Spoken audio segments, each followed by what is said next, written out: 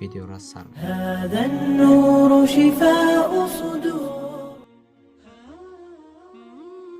бисмиллаҳи роҳмани роҳим алҳамдулиллаҳ ва салоту ва салому аля расулиллаҳ ва аля алиҳи ва асҳабиҳи ва мавана. аммо баъд, бародарон ва хоҳарони азиз, ин лаҳза дар ин навор дар бораи Хизр алайҳиссалом маълумот медиҳем. Масалан, Хизр алайҳиссалом кист? Оё зинда аст ё мурда? Ва ё набӣ аст ё валӣ? ва илми ғайбро медонист ё не? Ва дигар маълумотҳоро пешкаши шумо мегардонем. Бо диққат гӯш кунед.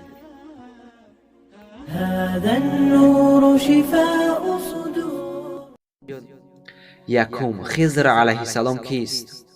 дар бораи Хизр алайҳиссалом суханҳои хеле зиёд мавҷуд аст. дар байни ин суханҳо аз ҳақиқат дураш зиёдтар аст.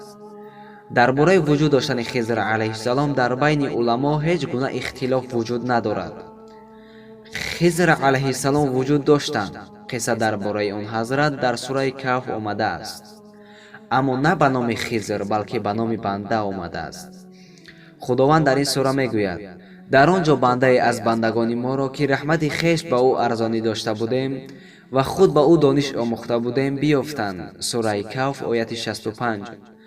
тибқи гуфтаи уламо, ин банда Хизр алайҳиссалом аст ки худованд худ ба ӯ дониш омӯхтааст. дар ин сура омадааст ки ин банда Хизр алайҳиссалом ба Мусо алайҳиссалом устозӣ мекунад. уламо ба саволҳои Хизр алайҳиссалом валӣ буд ё набӣ ихтилоф карда ду хел ҷавоб доданд. баъзе онҳо валӣ гуфтанд ва баъзе дигар набӣ гуфтанд. аммо аксарияти уламо Хизр алайҳиссаломро набӣ гуфтанд. аз ин маълум мешавад ки Хизр алайҳиссалом набӣ буданд. шахсоне ки хоҳиши гузаштани границаро доранд, марҳамат компанияи Акайсолеҳ компанияи боваринок аст. тӯли солҳои дароз аст ки хизмат мекунад. ягон жалб шудагӣ нест аз номи компания. мошинҳои замонавие ки дорои вайфай мебошанд. марҳамат, касоне ки хоҳиши гузаштани границаро доранд, рақамҳо дар рӯи экрани шумо, занг занед ба ин бародар муроҷиат кунед. шуморо соқу саломат ба ҷои лозима бурда меорад.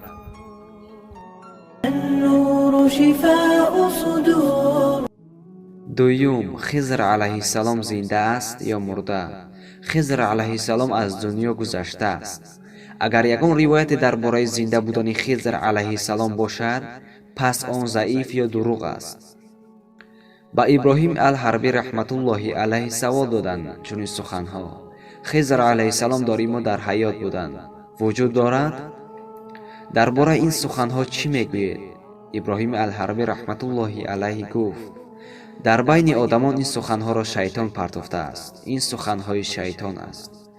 дар бораи ҳадисҳо ба зинда будани Хизр алайҳиссалом далолаткунанда дар китоби Ал-Манорулмунис фил ҳадиси саҳил ва заиф кушоду равшан баҳсҳои илмӣ омадааст. дар ҳамин китоб як ривояте дар бораи Хизр алайҳиссалом зикр шудааст.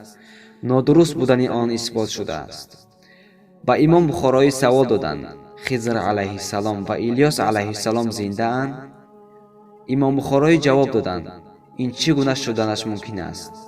ба таҳқиқ паёмбарамон Муҳаммад саллаллоҳу алайҳи ва саллам гуфтанд: ла ябко аъла раъси миатин санати ман ҳува al-yawma аъла заҳирил арзи аҳадун.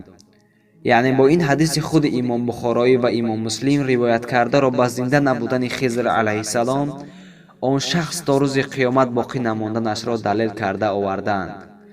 маънои ин ҳадис он аст ки баъди даромадани 100 соли нав, яъне баъди як аср шудан, аз шахсоне дар рӯи замин истода ягон нафарашон намемонанд. ин ҳадиси саҳеҳ аст, аз паёмбарамон Муҳаммад саллаллоҳу алайҳи ва саллам омадааст. имом Бухороӣ ва имом Муслим ин ҳадисро ривоят карданд. дигар уламо ҳам зинда будани Хизр алайҳиссалом, он шахс то рӯзи қиёмат боқӣ монданашон мумкин набуданашро аз сураи Анбиё далел оварданд.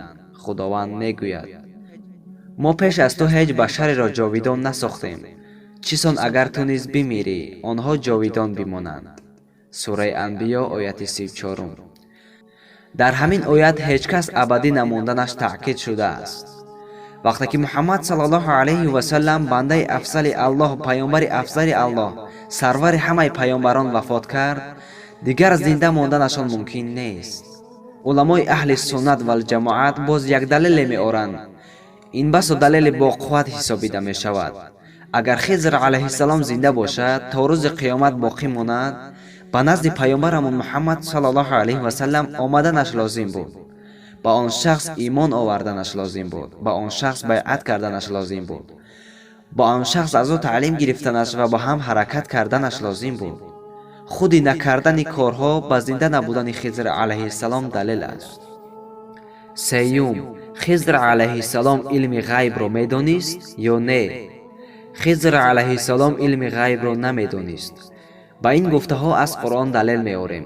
худованд дар Қуръон мегӯяд: бигӯ, ҳеҷ касро дар осмонҳову замин ғайбро намедонад магар Аллоҳ, ва низ намедонад чӣ вақт зинда мешаванд. сураи Намл ояти 65. худованд дар сураи дигар мегӯяд: рӯзе ки худованд паёмбаронро гирд оварад ва бипурсад ки даъвати шуморо чӣ гуна посух доданд, гӯянд: моро ҳеҷ донише нест ки доно ба ғайб ту ҳастӣ. сураи Моида ояти 109.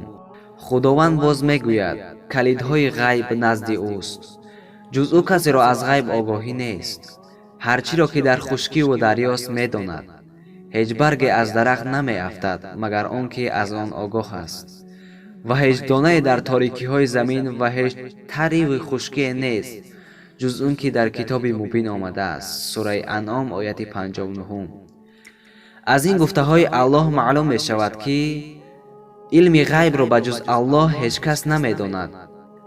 аз ин ки Хизр алайҳиссалом мустасно нест. валлоҳу аълам. салому дуруд ба набии мо ва оли асҳобаш. дӯстон, ин видеоро нашр кунед, шояд ба сабаби нашри шумо дар дили касе таъсир кунад, дар савоб шарик шавед. зеро пайғамбар саллаллоҳу алайҳи ва саллам мефармояд: як сухани хубро ба мардум расонидан садақаи ҷория аст.